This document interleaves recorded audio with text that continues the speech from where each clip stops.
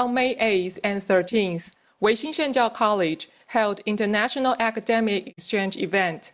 Vice President Fiona Yuanxin organized and invited Professor Benjamin Penny from Australian National University to deliver lectures to graduate students via video conference.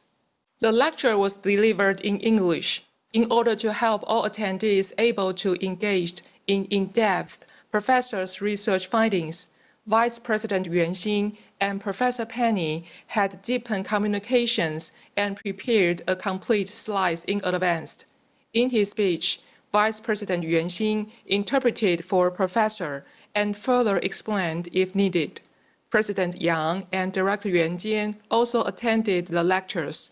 Li Junpei of Weixin TV station was in charge of device operation as advisor. On May 8th, Professor Benjamin Penny gave an online lecture titled Western Studies of Feng Shui. The lecture covered scholarly works on Feng Shui in the Western academic world from 1873 to 2023, spanning 150 years of history, included many Western books on Feng Shui, from Ernest Adel, Fuit Wang, Ole Bruin, and Tristan Brown. According to these scholar studies, Professor Penny concluded that, originally, missionaries used an anthropological analysis to observe how Chinese people perceive the qi. These days, Western scholars try to understand Feng Shui from the perspectives of anthropology and history. Professor Penny gathered these books' ideas and put them into a clear, easy-to-digest format, offered the graduate students a deep historical and humanistic perspective. Especially, Feng Shui has been reinterpreted in the West as a practice of man and nature in communion. Because environmentalism brings a new relationship with nature, adopted new concept from construction, interior design, and decoration, which shared the same value with the principle of Feng Shui taught by Grandmaster Hunyuan Chanshi. On May 13th, Professor Penny delivered a lecture titled Who is Wang Can Laozu by conducting historical research. Such as in the novel Wan Hua Lou, the title Wang Can Laozu was found. In Book of Collected Examination of Stories and Lie Guo Zhi, that the names Wang Can Laozu and Gui Gu Zi were linked officially. Professor Penny explained that names of books are often the names of their authors in ancient China. The Gui Gu Zi was a book. Also, the earliest reference Shi Ji proved Gui Gu Zi was a real man.